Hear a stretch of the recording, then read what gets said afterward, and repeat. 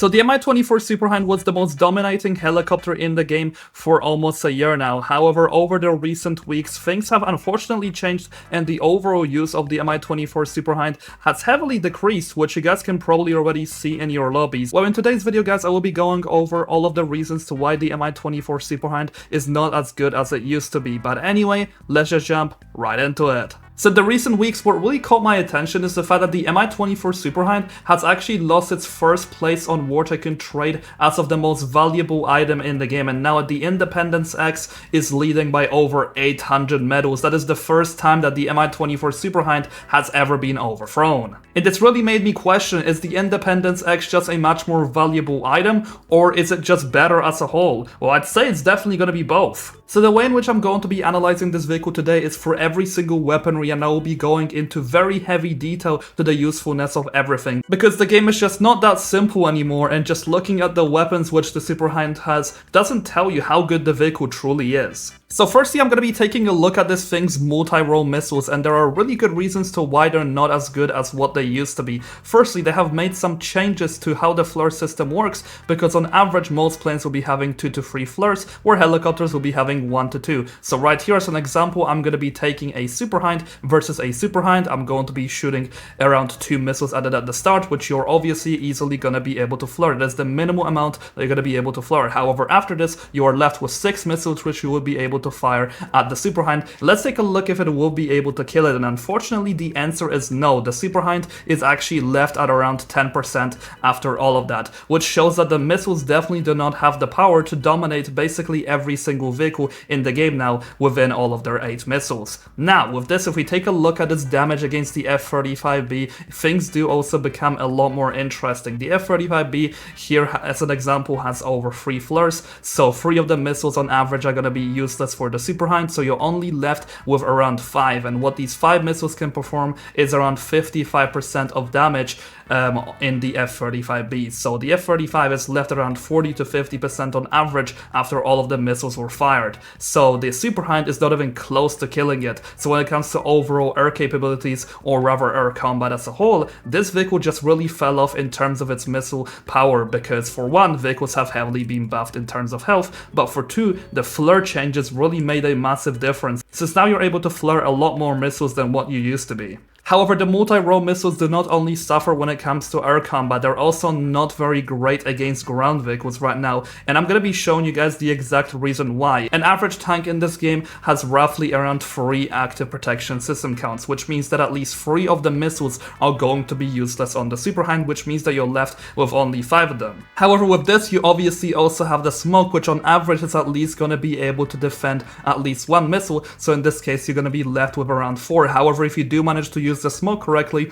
due to the recent lock-on warning which you also receive on ground vehicles, you are able to perfectly time and almost be able to defend every single missile. So essentially, on average, if the player knows what they're doing, then the SuperHind will maximum be able to land around 1 missile on the enemy. However, even if we measure the SuperHind's best case scenario in this situation, that's that the APS defends 3 missiles, the smoke defends 1, you're left with only 4. However, the maximum amount of damage which these missiles are able to actually do is going to be around 25% against the Leopard 2 arc. Keep in mind, this thing actually has less health than the Abrams X, and I normally test everything on Abrams X since it's by far the best tank in the game. So on average, you're going to be doing around 20 to 30% to a tank after hitting it with your 4 missiles, which is honestly just terrible. Now with this, the Mi-24 SuperHind also possesses 10 rockets, and these are probably some of the best weaponry in its kit, and the reason why I say this is because they're easily able to destroy an Abrams X within 10 rockets. However, keep in mind, if the tank moves even a little bit, then that damage potential goes from a 100% of damage to basically 0. But then again, rockets as a whole are very unreliable in this game, so the SuperHind still has very high potential when it comes to dealing damage with them. However, if the player knows what they're doing, you will not be hitting them with even a single rocket. Now with this, we are left with the SuperHind's bombs, which for a very long time were its special feature, because you used to be able to, for one, to pierce bunkers, but also pierce any building, which you're still able to do this. However, over the recent updates, Tycoon has actually been adding a lot more vehicles to this game, which are able to perform the exact same thing. Let me walk you through them.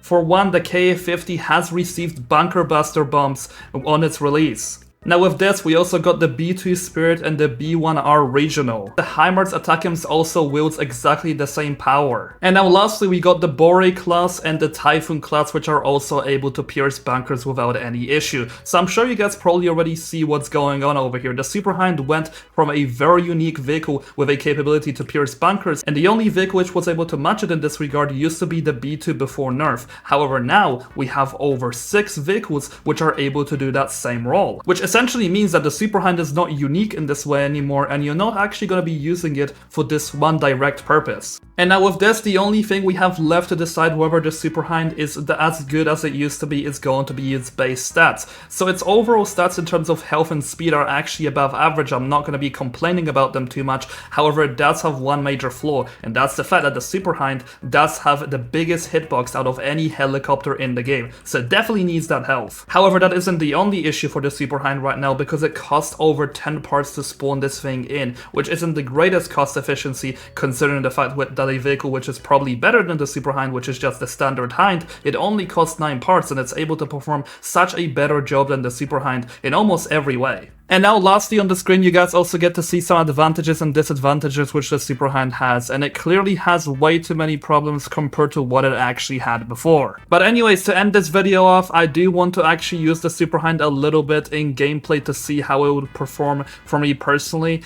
And right here we have an F-35, I believe that is. So right here I'm gonna fire one missile at it, and that is not an F-35B, that is actually an F-35A. Let's see if it's actually gonna end up going for me.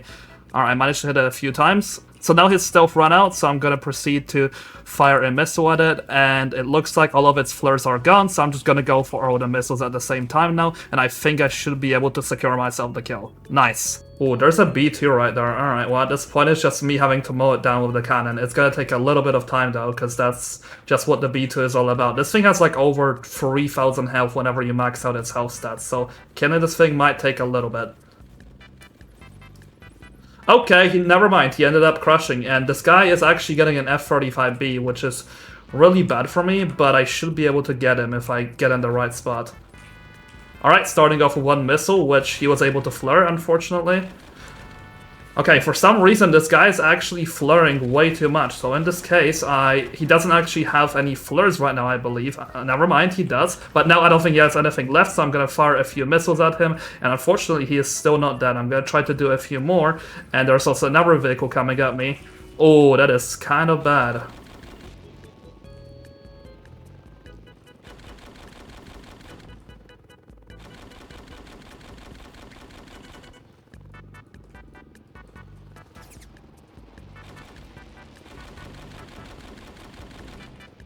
Okay, what is this lag? Oh, there's a USS Independence right here. The one issue which I do have with ships is that, of course, I do have the rockets, I've got the missiles, but the missiles I cannot use, unfortunately, since I do not actually have the lock-on range to be able to do that, and he does have a higher lock-on range than me, so I think the only way I can actually kill this guy is get close to him after baiting out his missiles and hitting him with my missiles and rockets at the same time. That is the only quick DPS I can do, or else I would have to just mow him down over time, which is normally the strategy that a SuperHind player has to take. Okay, so right here is going to be firing some missiles at me. I'm going to get behind the flares. Alright. And now I'm going to be banking on the fact that this guy actually doesn't have more missiles to kill me. It seems like that's actually going to be the case. I'm out of his render distance, since I'm not actually able to hit my bullets here. Okay. There's also a Zolt right here, so it's going to be exactly the same issue. If this guy can hit me with his cannons, then I'm basically dead. If he cannot do that, then I'll be just fine. Alright, lock-on warning. I'm going to need to get out of this guy's render distance right now, because I have no other play in this situation. And I managed to escape his missiles. So anyway, in conclusion, the Mi-24 SuperHind is still a good vehicle of its own, however, as the most expensive mythic for a very long time, but also as a vehicle that used to dominate so much more, I definitely do believe that the SuperHind is missing something, and it does probably need certain changes to be made to it. And whether if it's a buff or a slight rework, that is all up to the developers.